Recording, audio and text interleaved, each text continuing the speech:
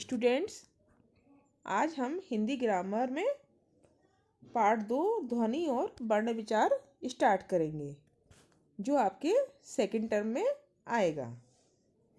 और आपकी बुक में कौन से पेज नंबर पे दिया गया है? पेज नंबर 10 पर दिया गया है। चैप्टर का नाम है ध्वनि और वर्ण विचार। इसमें आप देखेंगे कि हमारे वर्णों की ध्वनि किस किस प्रकार से होती है, उसका उच्चारण किस प्रकार से होना चाहिए, ये सब हम इस चैप्टर में पढ़ेंगे। स्टार्ट करते हैं हम चैप्टर।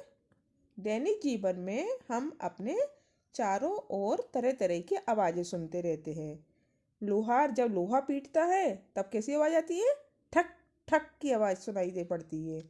और कुत्ता भो भो करके बोलता है। इस तरह की आपको और भी कई तरह तरह की आवाज़ भी सुनाई पड़ती होगी। आप पिक्चर में भी देखिए, आप लोहा देखो, लोहा पीट रहा है तो आवाज़ उसकी नीचे लिखी हुई है ठक ठक। कुत्ता जो है भौंक रहा है तो कैसी आवाज़ आती है? भौं भौं की आवाज़ आती है, तो वो भी नीचे लिखी हुई है। इसी प्रकार से कुछ ध्वनियों का कोई अर्थ नहीं होता, परंतु बोलते समय हमारे मुंह से निकलने वाली प्रत्येक ध्वनि का प्राय एक निश्चित अर्थ होता है। रात, लोहा, कबूतर इत्यादि शब्दों को बोलते समय हमारे मुंह से ध्वनियाँ निकलती हैं। जैसे कि देखिए आप, रात।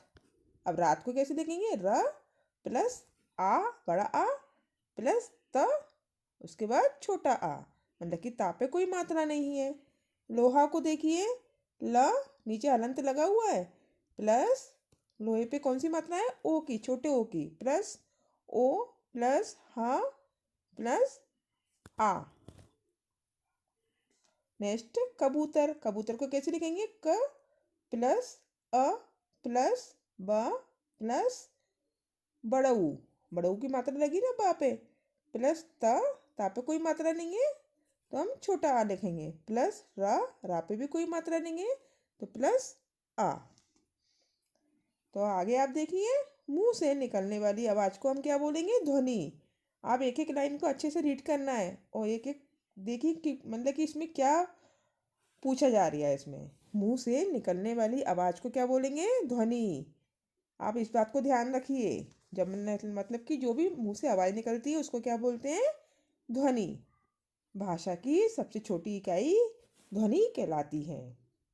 इन ध्वनियों के लिखित रूप को वर्ण कहते हैं। मतलब कि मुंह से निकलने वाली आवाज़ तो ध्वनि हो गई, और ध्वनियों के लिखित रूप को क्या बोल रहे हैं? वर्ण।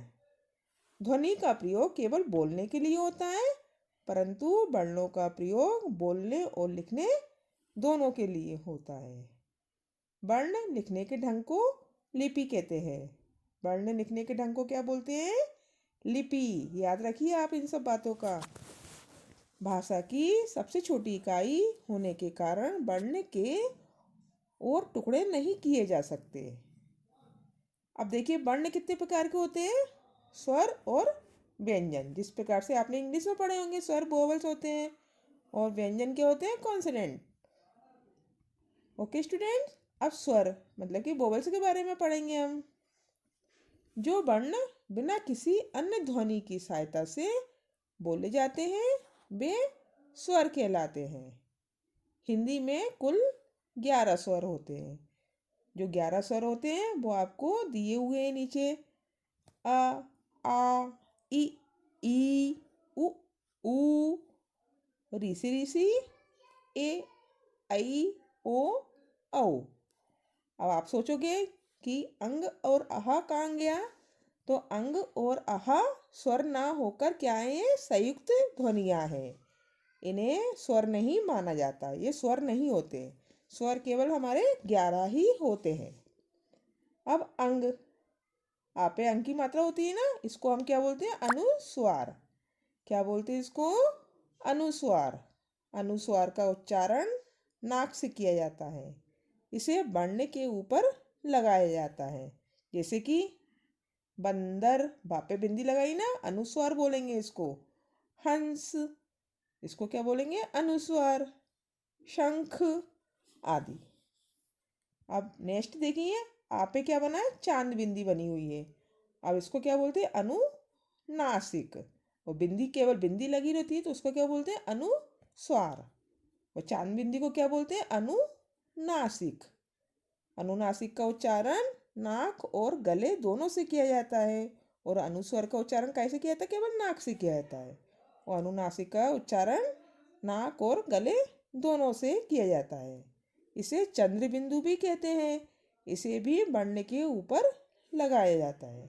जैसे कि आप देखिए कुछ शब्द लिखे हुए हैं, इनको कहाँ पे? चांद बिंदी को देखिए कैसे वर्ण के ऊपर लगाया गया है। चांद, गांव, पाँच आदि। नेक्स्ट है आहा। आहा मतलब कि जो दो बिंदी लगी होती है उसको क्या बोलते हैं? हम विसर्ग बोलते हैं। विसर्ग को वर्ण के आगे दो बिंदी बनी हुई है ब्रैकेट में आपके के रूप में लगाया जाता है। इसका उच्चारण आहा की तरह होता है। जैसे कैसे बोलते हैं हम इसको? जैसे कि प्रातः, प्रायः, नमः आदि। इस प्रकार से इसको हा लगा के बोला जाता है और इनको क्या बोलते हैं? विसर्ग बोलते हैं। नेक्स्ट, हिंदी में अंग्रेजी के भी अनेक शब्दों का प्रयोग होता है। अतः आ का प्रयोग आगत स्वर के रूप में होता है, जैसे डॉक्टर, नॉलेज, बॉल आदि। इसमें बिंदी नहीं लगती है, केवल चांद बनता है। अब आते हैं हमारे नेक्स्ट है आगे व्यंजन। अब व्यंजन को देखिए। अब स्वरों की सहायता से बोले जाने वाले वर्ण व्यंजन कहलाते हैं। क से हा तक सभी वर्ण व्यंजन वर्ण हैं। मतलब कि का से लेकर हा तक ये क्या होते हैं? व्यंजन होते हैं। नेक्स्ट पेज पे देखिए आप, पेज नंबर 12 पे हिंदी के व्यंजन इस प्रकार है। अब व्यंजन देखिए आपकी बुक में लिखे हुए हैं। क, ख, ग, घ, अड़ा, ये सब आपके व्यंजन लिखे हुए हैं। अब इस संख्या में कितने होते हैं? 33 होते हैं, यानी कि 33 होते हैं। अब साइड में ड और ढ लिखे हुए हैं, ये अतिरिक्त व्यंजन है आपके। ये मतलब कि ये व्यंजन में नहीं आते, ये अलग से हटके दूसरे व्यंजन हैं। ओके स्टूडेंट, अब आगे का जो चैप्टर में बचा हुआ है हमारा स्वरों की मात्राएं जो भी कुछ है वो हम नेक्स्ट वीडियो में कंटिन्यू करेंगे। Okay student.